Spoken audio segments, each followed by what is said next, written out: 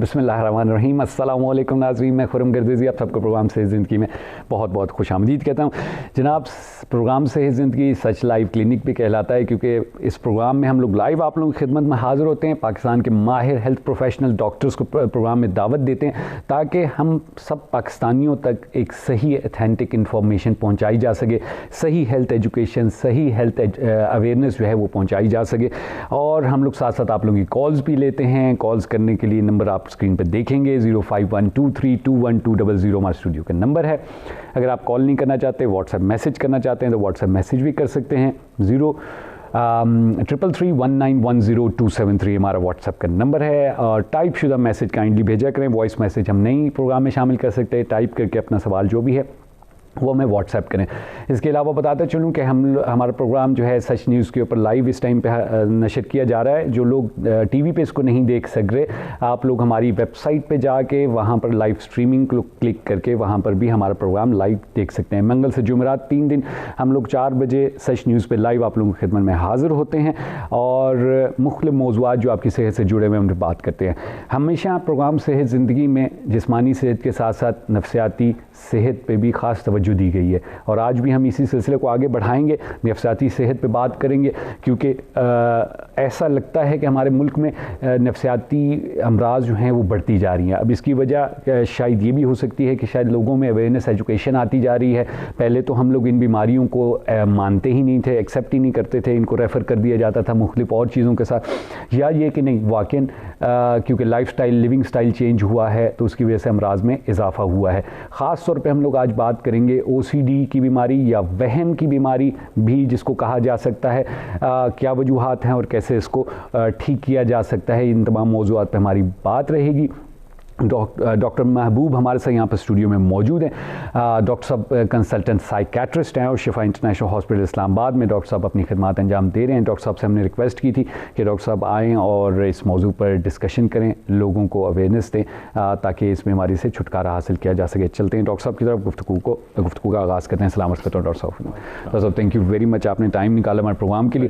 Doctor साहब, पहले तो हम थोड़ा सा बात करेंगे नफ्सियाती अमराज के सिलसिले में। शॉर्ट से कुछ बड़े ऐसे क्वेश्चन जो आम लोगों के जहनों में होते हैं। पहला क्वेश्चन तो सर मेरा ये होगा कि क्या नफ्सियाती अमराज एग्जिस्ट करती हैं?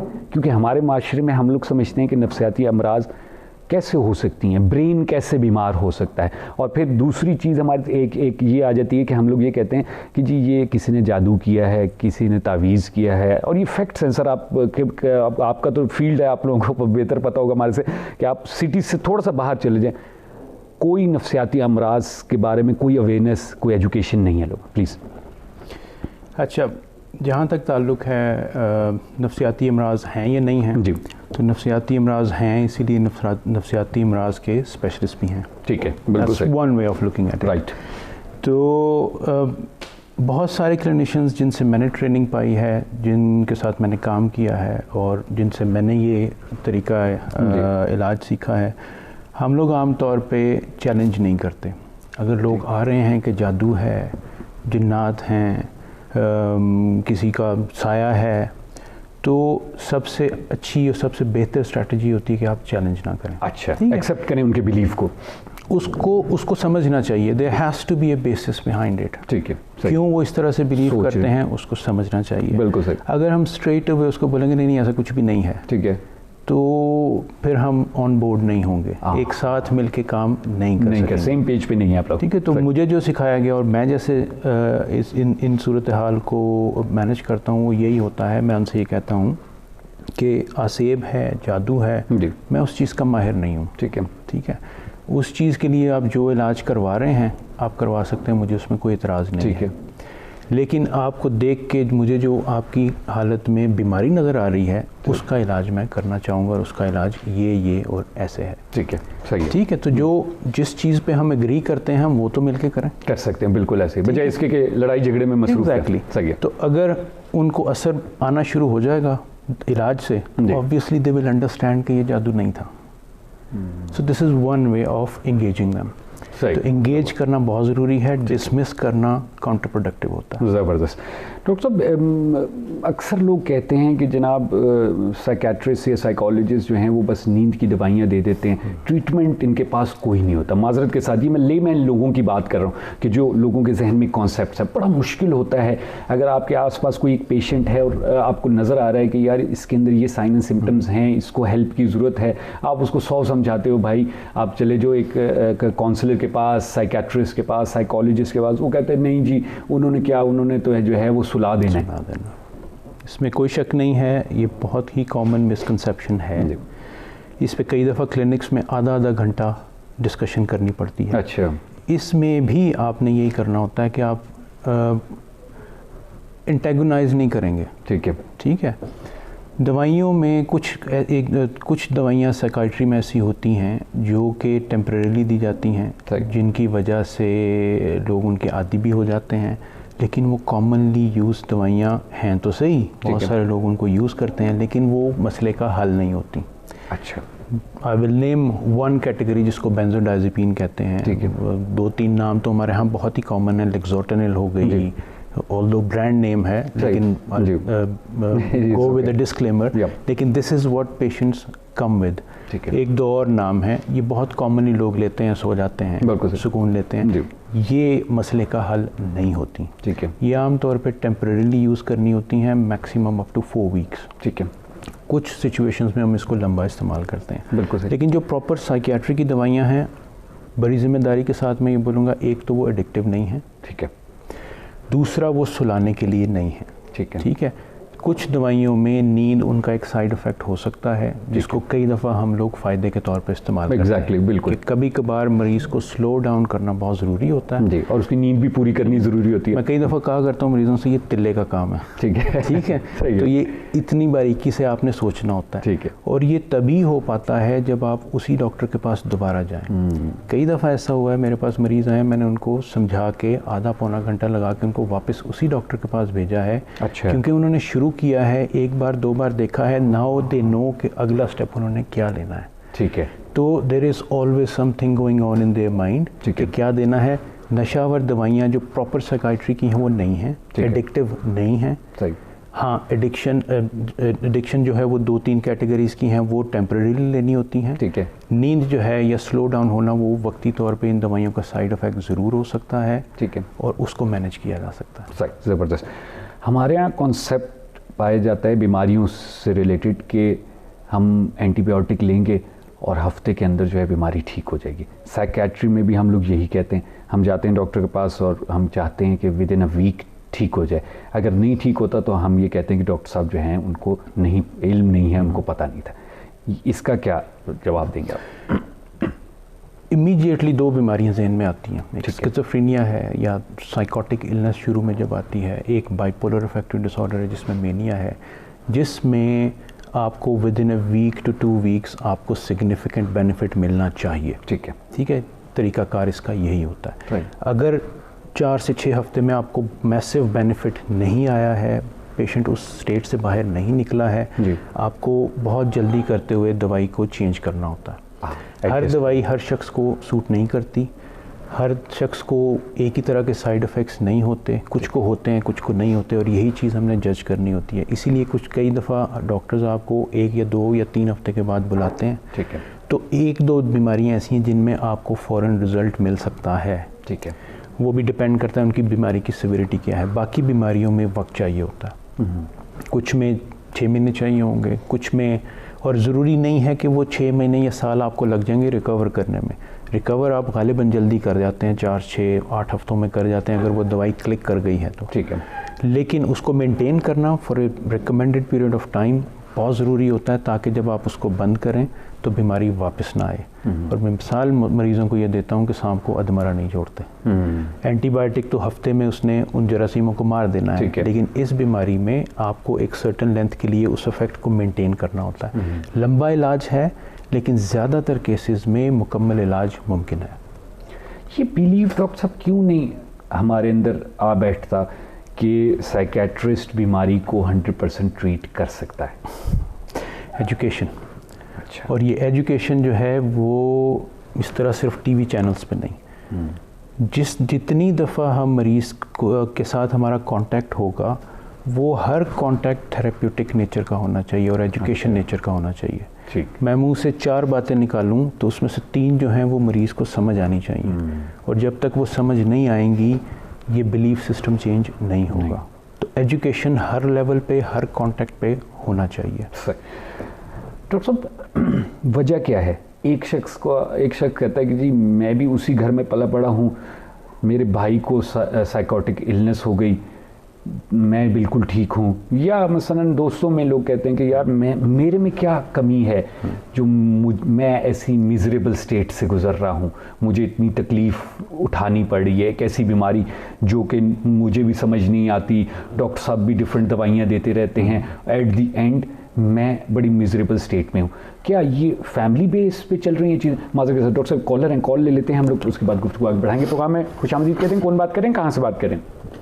जी तौकीर बात कर रहा हूँ जी, मैं सखर से। जी फरमाइएगा, थैंक यू, आपने कॉल किया, क्या पूछना चाहेंगे डॉक्टर साहब से?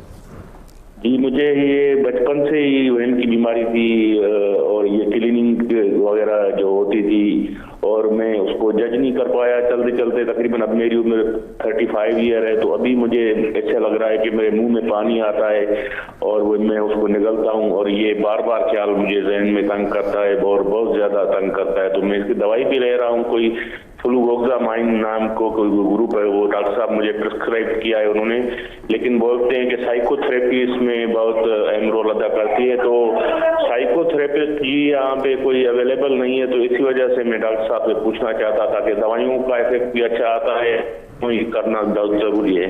सही। तो आपको अलामतों में बस सिर्फ यही है कि आपको जो है वो बार बार थूक निकलने का वो फीलिंग आती है? जी जी, अलामत यही है कि जी मुझे मुंह में पानी आ रहा है और तो मैं निकल रहा हूँ, जो कंपल्शन कर रहा हूँ, तो वो जो एक्ट है तो वो बार बार मुझे वो परेशान करता है, और ये एक ही ख्याल बार बार और काम काज करने में बहुत दुश्वारी होती है। सही, बहुत शुक्रिया आपने कॉल की। डॉक्टर इस पे बात करेंगे, ज़रूर सुनिएगा। जी डॉक्टर साहब क्या कहते हैं? जी जवाब अभी देना चाहेंगे या बाद में जब हम ओसीडी पे बात करेंगे? आई थिंक इस चीज़ को हमने डिटेल में कवर करना है, तो वी कैन टच ऑन। बिल्कुल ठीक, मैंने लिख भी लिया है, तो वो टच ऑन। ठीक है डॉक्टर साहब। अच्छा, आप कुछ पूछ रहे थे? मैं जो है भूल गया हूँ क्या पूछ रहा था आपसे। तो हम लोग ओसीडी की तरफ चले जाते हैं कि ओसीडी पे हमने आज बात करनी थी, बड़ा इंपॉर्टेंट टॉपिक है, जैसे क्वेश्चन भी आया हमारे पास। क्या है क्या डॉक्टर साहब ओसीडी और ये वहम? मैं मेरे ख्याल में सही ट्रांसलेट कर रहा हूँ, वहम की बीमारी। Reasonable, close enough. क्या कैसे डिफाइन करेंगे डॉक्टर साहब ओसीडी को? देखिए, हम में से बहुत सारे लोगों में जो हमारे इर्द गिर्द चलते फिरते हैं, हम लोगों में वक्तन फ़वक्तन हमें अजीबोगरीब थाट्स आती रहती हैं जी, ठीक है, और हम उसमें से बस गुजर जाते हैं। ठीक है। कुछ लोगों को तरतीब का एक खपसा सवार होता है, मैनेज करना, हर चीज़ एक तरतीब से करनी है। अगर मैं इस रास्ते से फ़लाँ जगह ना गया तो वो नहुसत हो सकती है। ठीक है, ये एक मिसाल उसकी बहुत ही माइल्ड सी मिसाल हो सकती है। अगर मैं इस बैट से ना खेला तो मैं जल्दी आउट हो जाऊंगा। बिल्कुल ठीक, ये भी होता है, बिल्कुल ठीक है। हर शख्स को किसी न किसी मौके पे ज़िंदगी में इस तरह के ख्याल आते हैं। अगर ये ग्लास यहाँ पे ना रखा हुआ हो तो शायद मैं यहाँ बोलना चाह रहा हूँ मैं भूल जाऊँगा, फॉर एग्जाम्पल कंफर्टेबल नहीं होऊंगा। तो ये थॉट्स किसी न किसी स्टेज पे सबको आती हैं। ऑर्डर के साथ चीज़ों को रखना वो भी बहुत सारे लोगों की ज़िंदगी में शामिल होता है।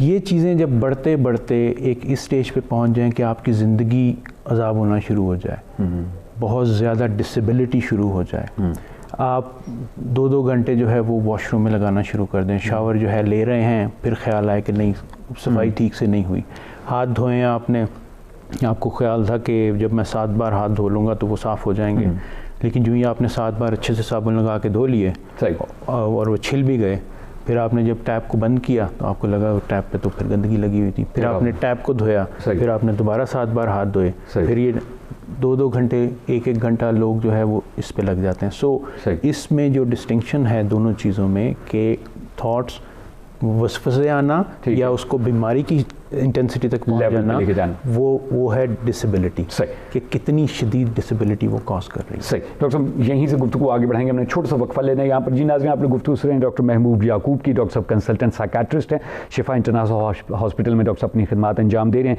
डॉक्टर साहब से हमारी बात चल रही है वहमी अमराज के सिलसिले में, वहम की बीमारी के सिलसिले में, OCD के बारे में, और साथ साथ हम नफ्सियाती बीमारियों के बारे में इन जनरल भी डॉक्टर साहब से बात कर रहे हैं। यहाँ छोटा सा वक्फा लेंगे प्रोग्राम में, फिर आपकी खिदमत में हाजिर होंगे।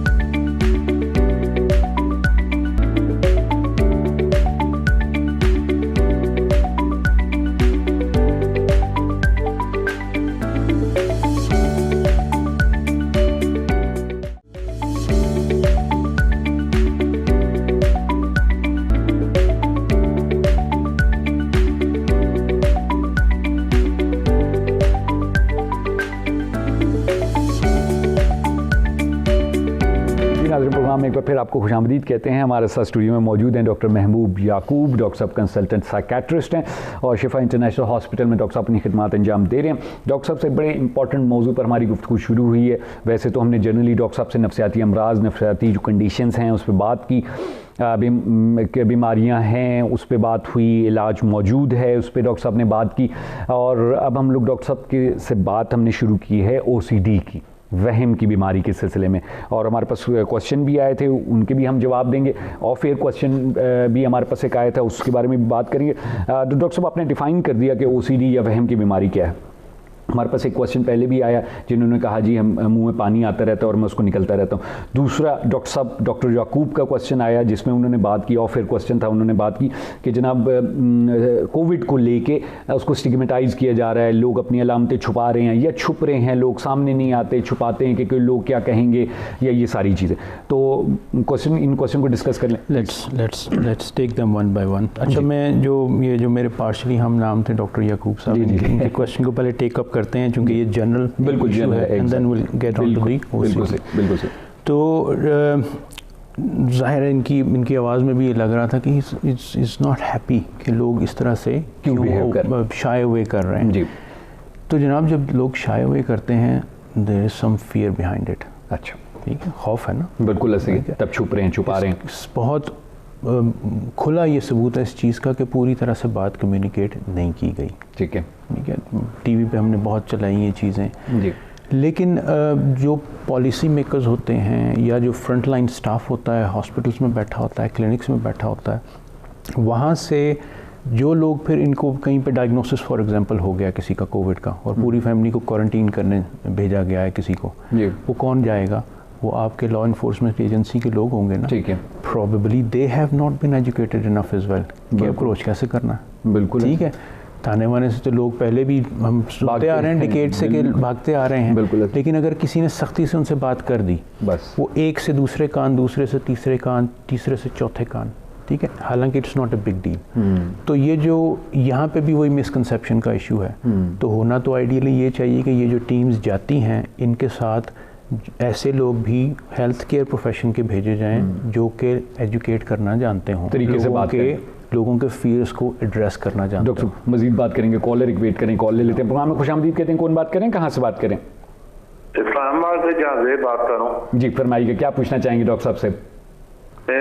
मैं डॉक्टर से पूछना चाह रहा हूँ कि मेरा बेटा है वो दिन में पता नहीं कोई 1000 दफा हाथ धोता रहता है और साबुन सारे खर्च कर देता है, धो के हाथों से ऐसे लगता है उसके हाथों के साथ गन लगा हुआ है। बिल्कुल सही। कितनी एज है बेटे की आपकी? उम्र कितनी है? उम्र उनकी 18 साल है। 18 साल है, ठीक। और कितने अरसे से ये इस तरह का उनका बिहेवियर है? ये अभी जब लास्ट कोरोना स्टार्ट हुआ है इसके बाद इन्होंने शुरू किया है, तो अपना मोबाइल सेट, अपना लैपटॉप, अपनी हर चीज वो ऐसे रखता है, ना अपने बेड पे किसी को बैठने देता है, हालांकि मदर को नहीं बैठने देता, मुझे नहीं बैठने देता। बिल्कुल सही, सही। बहुत शुक्रिया आपने कॉल की, डॉक्टर साहब ने नोट कर लिया आपका क्वेश्चन, इस पर बात होगी लाइव, आप ज़रूर सुनिएगा। थैंक यू जी डॉक्टर साहब। जी अच्छा, थोड़ा सा एक्सप्लेन कर देता हूँ, गालिबन ये दोनों क्वेश्चन इसमें फिर आ जाएंगे। बिल्कुल बिल्कुल, ज़रूर। तो हमने बात की कि वहम होता है लोगों को और जब वो बढ़ता चला जाता है, और ये वहम जो है वो या सफाई के हवाले से हो सकता है, या तरतीब के हवाले से हो सकता है, या मजहबी नेचर के ख्यालात आ सकते हैं, लोग कहते हैं कि गंदे गलीज़ ख़यालात आते हैं, उनसे जान नहीं छूटती।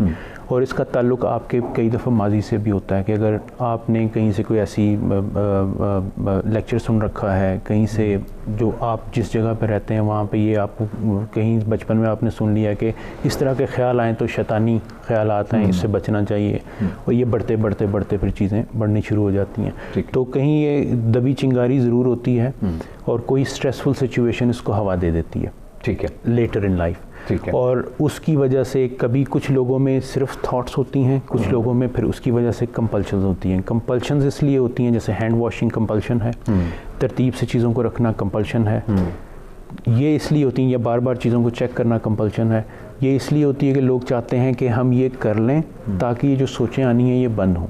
वो वक्ती तौर पे बंद होती हैं, लेकिन वो फिर आना शुरू हो जाती हैं, फिर आप उसी साइकिल में फंसते चले जाते हैं। अब जो सबसे पहली कॉल आई थी इलाज के लिए, जिसमें उन्होंने कहा थेरेपी, और वहाँ पे थेरेपिस्ट भी अवेलेबल नहीं है, बिल्कुल।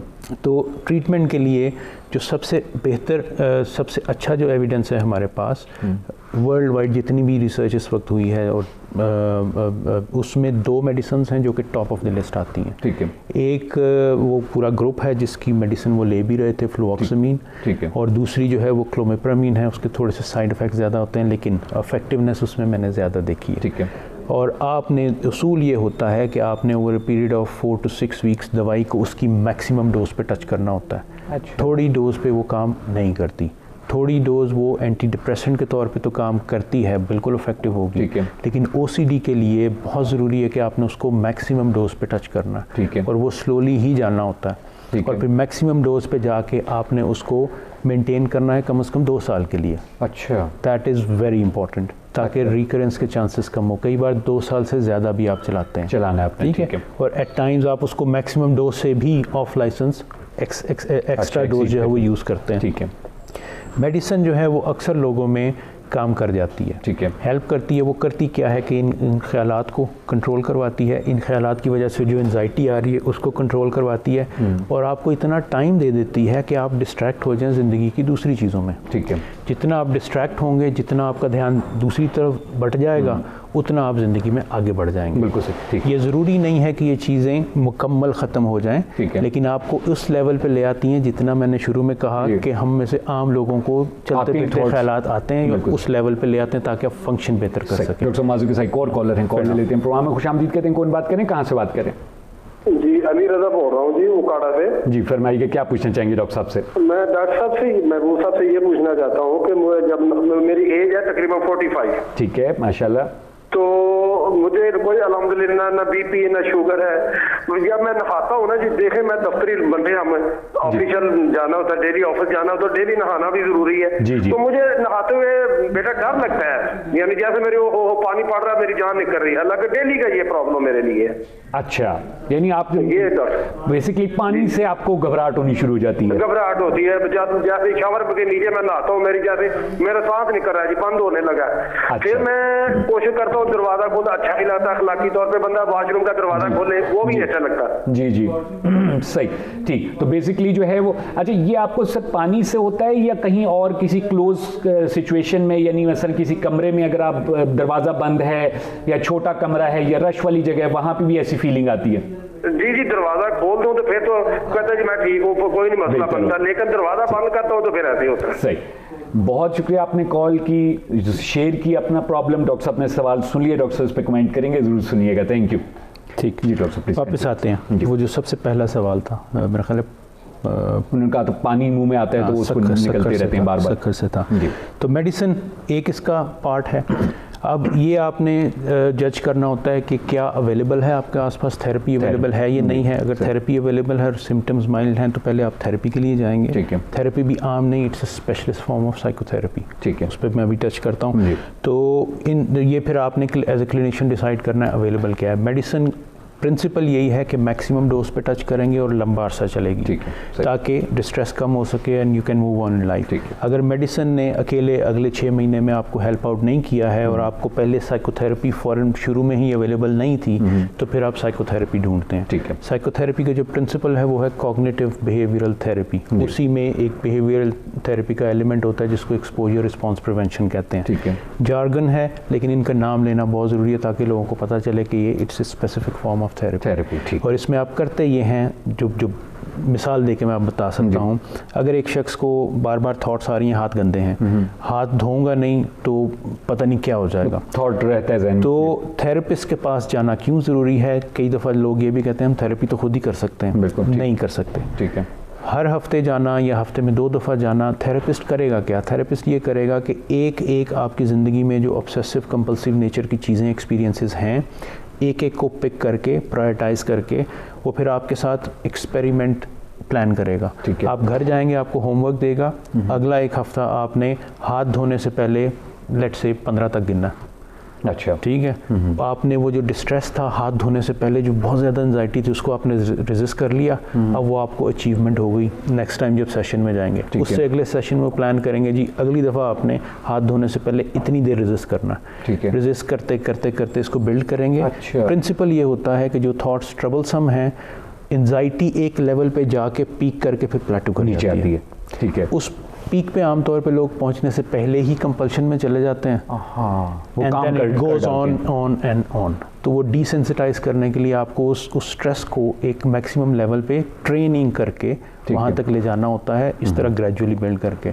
और ये काम जो ट्रेंड साइकोथेरेपिस्ट होते हैं वही कर सकते हैं। I am not a trend psychotherapist. ठीक है। ठीक सही है। है। इसीलिए, और देयर इज़ अ रीज़न क्यों वो इतने साल उनकी ट्रेनिंग और इतने साल का एक्सपीरियंस क्यों होता है। सही है। अब अगर आपको आसपास कोई साइकोथेरेपिस्ट इस चीज़ का स्पेशलिस्ट नहीं मिल रहा है, तो कोविड ने तो आपके लिए रास्ते खोल दिए हैं। ऑनलाइन आजकल तो आप ऑनलाइन कर सकते हैं और साइकोथेरेपी ऑनलाइन की जा सकती है, बिल्कुल बहुत इफेक्टिवली की जा सकती है। बिल्कुल सही। तो आपको ढूंढें, मुल्क के बेहतरीन जो साइकोथेरेपिस्ट अवेलेबल हैं उनके फीडबैक्स देखें, किसने कितने अच्छे फीडबैक दिए हैं, किसने लिखा है कि उनका एक्सपीरियंस है ओसीडी ट्रीट करने का, अप्रोच करें और सेशन शुरू करें। लेकिन सेशंस को कंटिन्यू करना बहुत ज़रूरी है तब तक जब तक साइकोथेरेपिस्ट नहीं कहता कि हाँ जी अब आप मूव ऑन कर सकते हैं, थेरेपी की ज़रूरत नहीं है। ठीक है।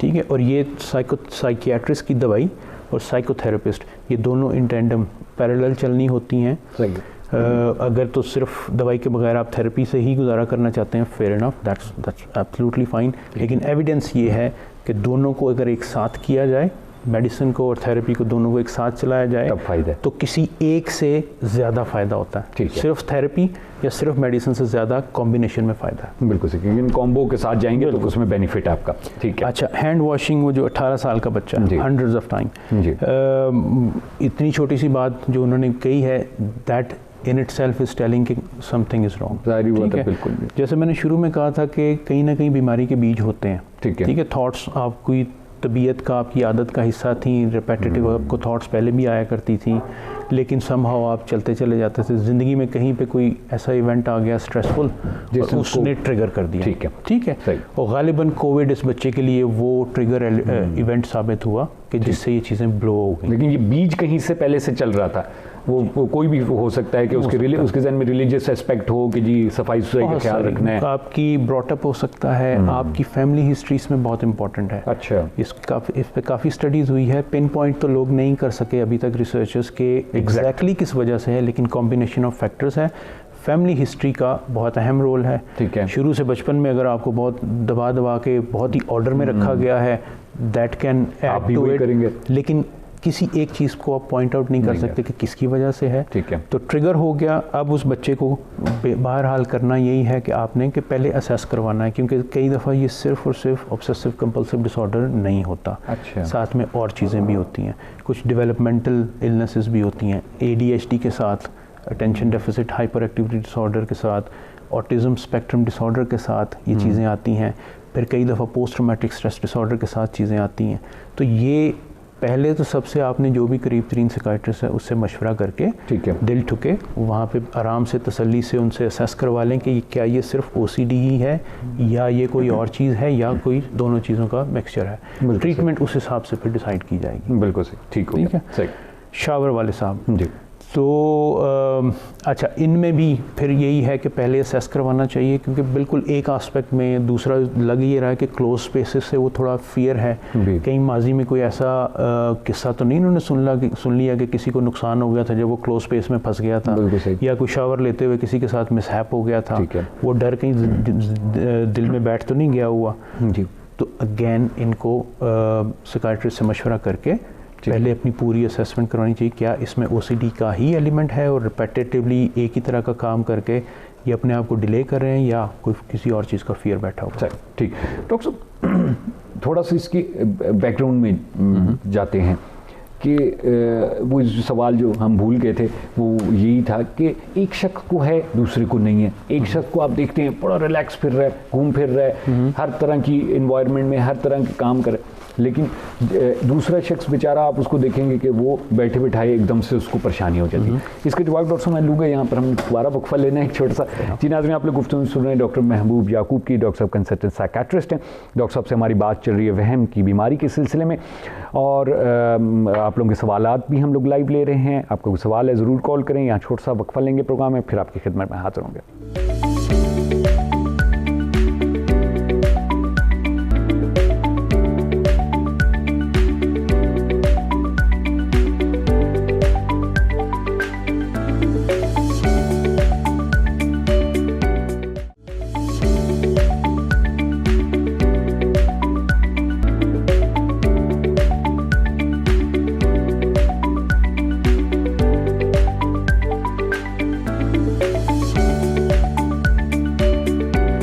नाज़रीन, प्रोग्राम में एक बार फिर आपको खुशामदीद कहते हैं। डॉक्टर महबूब याकूब हमारे साथ स्टूडियो में मौजूद हैं। डॉक्टर साहब कंसल्टेंट साइकियाट्रिस्ट हैं और डॉक्टर साहब शिफा इंटरनेशनल हॉस्पिटल में अपनी खिदमत अंजाम दे रहे हैं।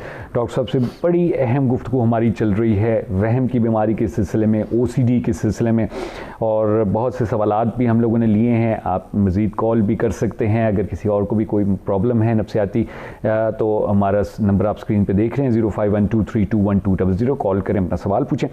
डॉक्टर साहब बात कर रहे थे, डॉक्टर साहब ने सवालों के जवाब दे दिए थे। एक सवाल जो डॉक्टर साहब से मैंने पहले भी पूछा था वो ये कि एक शख्स ठीक है, दूसरा उसमें प्रॉब्लम है। क्या बैकग्राउंड जो आपने अभी बात की कि फैमिली ब्रॉटअप है या कोई जेनेटिकल ऐसा मेकअप है? एक स्टडी का मैं यहाँ पे हवाला दे सकता हूँ जो कि पब्लिश्ड है। वो बहुत सारी रिसर्च आर्टिकल्स को मिला के जो फिर स्टडी पब्लिश होती है जो कि ऑथेंटिक होती है। ठीक है। तो उस रिसेंटली ही नज़र से गुजरी, उसमें उन्होंने ये दिखाया कि जो आइडेंटिकल ट्विन्स होते हैं, जो बिल्कुल एक जैसे होते हैं, क्योंकि जो पैदाइश के टाइम पे जो एम्ब्रियो बनते हैं वो किस एक एम्ब्रियोनिक स्टेज से वो 2 में डेवलप होते हैं। ठीक है। थोड़ी टेक्निकल चीज़ है जी। तो जो आइडेंटिकल ट्विन जो बिल्कुल एक जैसे होते हैं, उनमें दिखाया गया है कि उनमें जो OCD डेवलप होने का रिस्क है वो करीब करीब होता है। अच्छा, ठीक है। और जो आइडेंटिकल नहीं होते हैं जी, again it has to do with the genetic formation, जो कि एम्ब्रियो बनते हुए जो वहाँ पे तय पाती है, तो उनमें रिलेटिवली आइडेंटिकल ट्विन्स की निस्बत रिस्क रिलेटिवली कम होता है। ठीक है। तो एक तो यही हमें ये इन्फॉर्मेशन देती है कि हाँ, जेनेटिक इन्फॉर्मेशन का रोल है, कहीं ना कहीं है, कहीं ना कहीं। डॉक्टर और कॉलर हैं, कॉल ले लेते हैं। प्रोग्राम में खुशामदीद कहते हैं। कौन बात करें, कहाँ से बात करें? अस्सलाम वालेकुम सर। वालेकुम सलाम जी, फरमाइएगा, क्या पूछना चाहेंगी डॉक्टर साहब से? ये मेरा बेटा है, उसकी उम्र तकरीबन 27 ईयर्स है ना, तो इलाज तो उसका जारी है, लेकिन ये है कि कमी कोई नहीं आई उसकी बीमारी में। वो सर हाथ जब एक दफा बाथरूम में चला जाए ना तो हाथ धोता रहता है, फिर गिनती करके, मतलब बहुत तकलीफ है, परेशानी है ना। सही। तो ये बार बार हाथ धो रहा है ना। अच्छा, इलाज आपने कहा कि करवा रहे हैं आप लोग, लेकिन असर नहीं हो रहा? जी हाँ, ये इलाज तो हम पेशावर से कर रहे हैं, डॉक्टर सैयद फारूक साहब से। सही। वो बाहर होते हैं, लेकिन ऑनलाइन हम पेशेंट को कर लेते हैं ना। बहुत अच्छा। तो दवाइयाँ भी मुझे पता है। तो सही। इस वक्त आप डॉक्टर साहब बोल रहे हैं? डॉक्टर साहब आपकी बात सुन रहे हैं, बिल्कुल मेरे साथ बैठे हुए हैं डॉक्टर साहब। अच्छा अच्छा, तो बस उम्र इतनी है और बार बार हाथ धोता है, फिर जब एक दफा बाथरूम चला जाए तो फिर मतलब बहुत देर लगाता है ना, पाकी और नापाकी का होते बहुत एहसास होता है। कप के साथ थोड़ा सा एक जरा भी हो तो कहते ये नापाक हो गया, कि जगह नापाक हो गई, ये इस तरह की आदतें हैं उसकी ना। बहुत शुक्रिया आपने कॉल की। डॉक्टर साहब ने आपका सवाल सुन लिया है, डॉक्टर साहब अभी इस पे कमेंट करेंगे, जरूर सुनिएगा। Thank you. तो वही दोबारा वही सवाल आ गया जो पहले हमने। There is something I will touch on this particular question as well.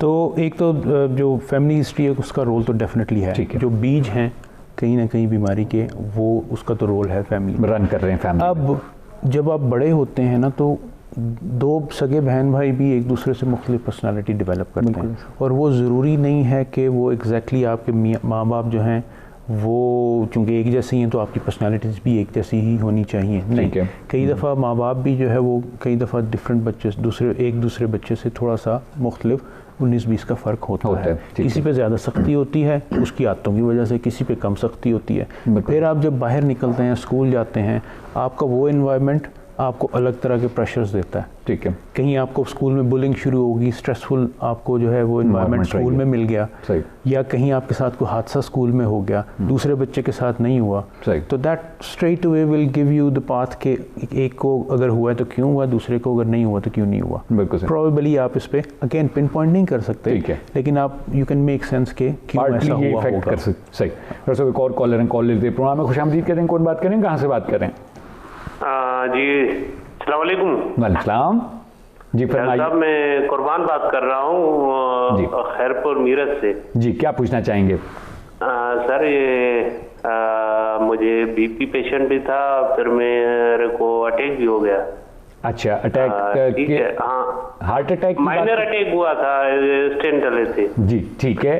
तो उसके बाद जो है ना वो मेरा जो है वो कुछ इस तरह का होता है कि बाहर जाने को जी नहीं करता, अगर बाहर जो है जाऊंगा कुछ हो जाएगा, ये हो जाएगा, वो होगा, ऑफिस वगैरह ऐसे समझो कि निल हो गया है। सही। तो उसी बारे में पूछना था। एक तरफ तो ये है ना कि आपका दिल नहीं करता, आप मसलन घर में बैठे रहते हैं, लेकिन दूसरी तरफ जो आपने बात की वो ये कि आपको ये होता है कि बाहर जाऊंगा तो कुछ हो जाएगा। इन दोनों में से कौन सी फीलिंग है आपकी? फीलिंग यही है, अजीब अजीब ख्यालात ऐसे ही मन में आ जाते हैं। ठीक है, ख्यालात आते रहते हैं। बहुत अच्छा किया आपने शेयर किया डॉक्टर साहब से, अभी इस पे बात होगी, जरूर सुनिएगा। Thank you for calling.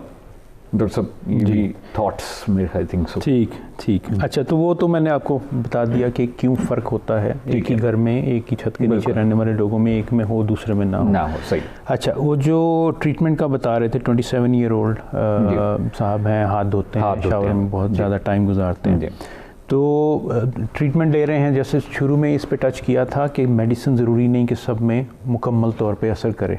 तो जब ट्रीटमेंट अकेली, मेडिसिन अकेली ने काम नहीं किया है, जो दो 3-4 स्टेप्स हमारे पास होते हैं ट्रीटमेंट को चेंज करने के, वो सब के गो थ्रू करके 6-6, 8-8 हफ्ते के बाद फिर भी बात नहीं बन रही है तो फिर साइकोथेरेपी को ज़रूर ऐड करने की ज़रूरत है, और intensive cognitive behavioural therapy based therapy होनी चाहिए। अच्छा, इन दोनों को कॉम्बिनेशन होना चाहिए। ठीक है। और ज़रूर असर ज़रूर करती हैं ये चीज़ें।